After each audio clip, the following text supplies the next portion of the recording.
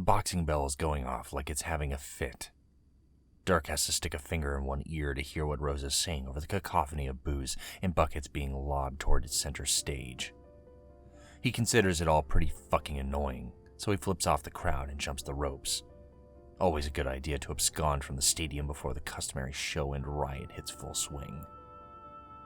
The last standing robot scoops up Jake's unconscious body and cradles him to his chest before blasting off through the roof.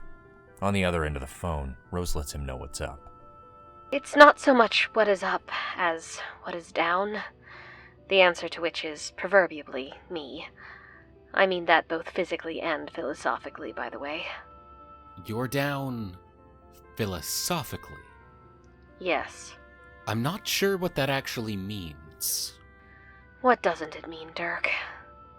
Well, glad to see that my genetic predisposition for melodrama is still alive and well in my slime progeny, even after all these years. Please don't interrupt.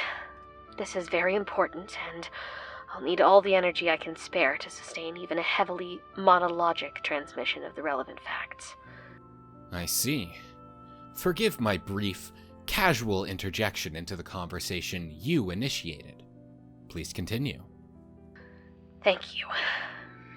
Anyway, the matter at hand is my condition, with which you are already familiar. I've struggled to devise the right way of telling you without causing undue alarm, which would unquestionably trigger the overbearing tendency of yours to solve the problem for me, which is not the kind of circumstance my constitution can withstand these days. I can barely lift my wrist to my forehead to telegraph my infirmity of late. Your bullshit is precisely the 1,000-pound feather that could knock me clean through my apartment's plate glass window. This is troubling to hear, of course, but rest assured, I'm taking solace in the fact that your infirmity doesn't seem to have spread to your vocal cords yet. See, Dirk, this is exactly the shit I don't need from you on this day. Sorry. The bottom line is this. I'm ascending, and it is terrible. Rose adjusts her position on the couch with the body language of one about to dive into the latest gossip about a mutual friend. A mutual, in this case, her tortured psyche. Years of refining my seer of light powers have cursed me with what is approaching near infinite prescience. Dwelling in this idyllic post-canon realm has worn down the barriers separating my primary consciousness from the memories and experiences of all of my doomed alternate selves, which were forgotten and discarded over the course of our journey. As I approach the realization of my ultimate self, I cannot stop the extant knowledge from seeping in. I am plagued by near constant visions from the less fortunate versions of myself, as well as a broadening view of the metatextual nature of our existence. Day by day, I get closer to comprehending the full picture of the narrative. However, I am still trapped in this limiting body. There is only so much strain that my very finite synapses can take. It drains all of my energy to keep my consciousness focused on relevant events. But even then, I am losing my ability to discern what is and is not canonically relevant, let alone what is also true or essential. And all of this is making me incredibly fucking sick. Oh. Is that all?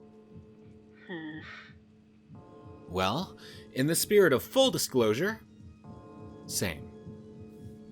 Rose is silent on the line for a few moments. Dirk can hear how labored her breathing is, how thin it is. She snorts out a quick, humorless laugh. Really? That's the hottest take you can manage? Of course not.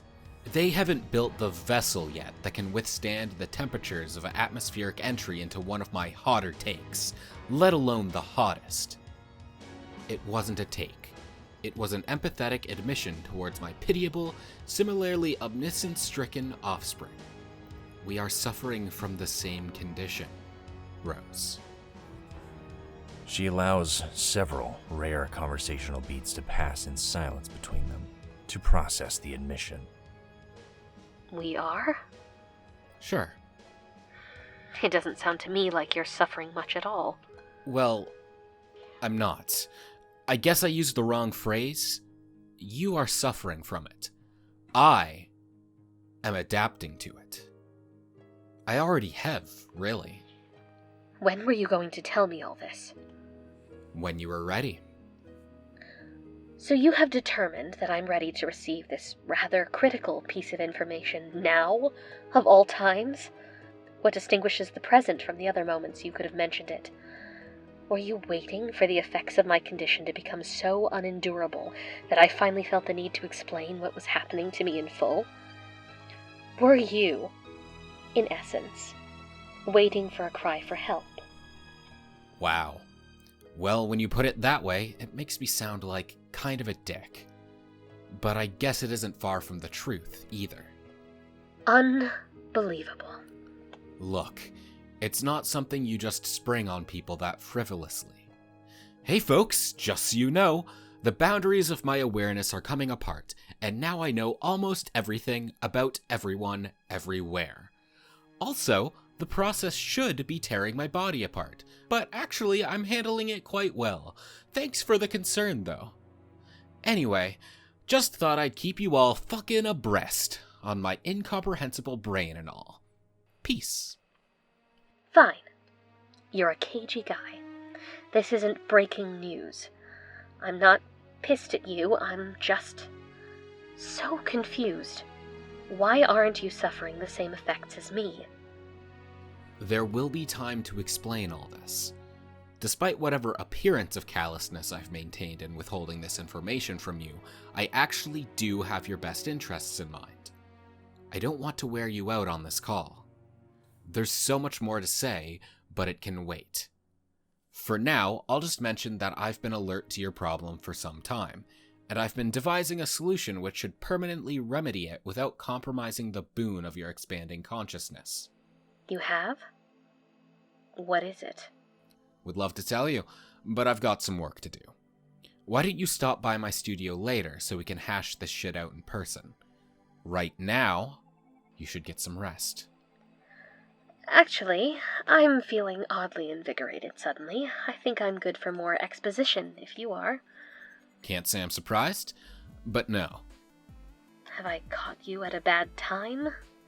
Nah, but there is an election coming up, and my work as a political operative is going to be absolutely essential for the fate of humanity. I see. Wheels within wheels, I assume. There are always wheels. Wheels are everywhere. They aren't my wheels or yours. The wheels don't have owners or designers, but they do have caretakers. They won't keep turning on their own without someone to grease the mechanism.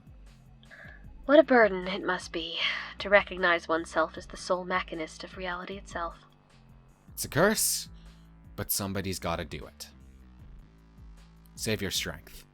Come to my studio when you're feeling up to it. Goodbye. Dirk hangs up without waiting for a reply. He cracks his neck and tips down his shades so that he can appreciate the full brunt of the sunset, purple and orange, blending brilliantly on the horizon. She's right about him, he thinks. While his ecto-daughter views herself as having a somewhat deft artistic hand that lends itself naturally to a gentle push-and-pull style of influence, Dirk knows his methods are mechanical, like those of an engineer. There's nothing adaptive or interpretive about his method. Every piece has a purpose, a slot, an interlocking mechanism that is functionally pointless without the whole. Dirk, satisfied with this amount of particularly astute self-reflection, rocks back on his heels and launches himself into the sky.